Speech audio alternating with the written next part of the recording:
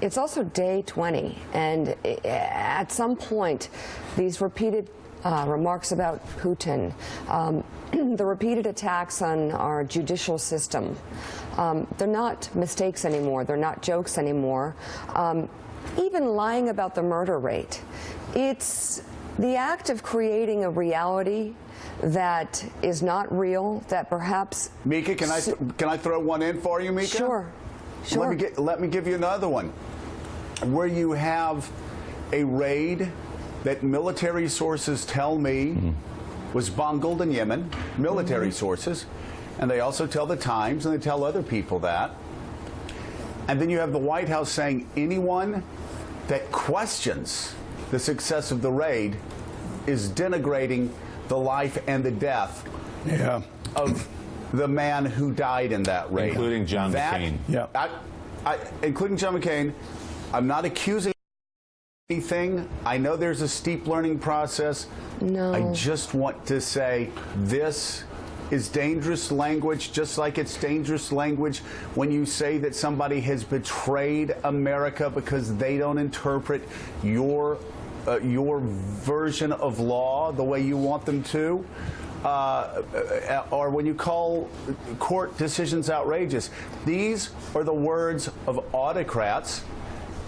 I'm not assigning any intent. No, but to your we have words. to look at this. At this point, I'm just going to say it's sloppy. Mike, but it's got to stop. Day 20, and it's got to stop sloppy. now. It's got to stop now. Well, Joe, on the last point that you raised about the SEAL Team 6 raid in Yemen, I don't know whether Sean Spicer or the administration is aware of the fact that there are after-action reports. That's what they call them, after-action reports on every contact situation like that in the war, in every war. And the after-action report will be clear, it'll be brutal, and it'll be truthful.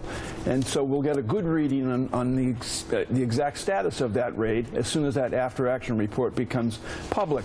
But on the point that you raised earlier, I think you hit a key element of it when you indicated whether anyone around the president is talking to him about this behavior, because this behavior is more dangerous than dynamite. It's an effort to delegitimize the judiciary, just as it is an effort to delegitimize the media. Both efforts are unfortunately, sadly for us, having some relevance out there in the country. It's taking hold a bit, and it's really and truly dangerous. I'd be interested, Joe, in what Robert Costa has to say about that. He's been around the White House covering it. Yeah, Bob, I wrote a column about this in your paper a couple days ago about the federal judiciary. And Donald Trump's been a businessman. He's been on TV. I'm sure he's had a lot of tough fights with courts. And it's one thing to attack judges when you are a businessman. It's quite another to attack federal judges when you're president of the United States. In my reporting, I don't know the person that goes up to Donald Trump and says, you can't attack federal judges. I don't know who that person is in that inner circle that would actually do that. Do you? There's this whole conversation about who can go up to Trump and who can tell him what to do.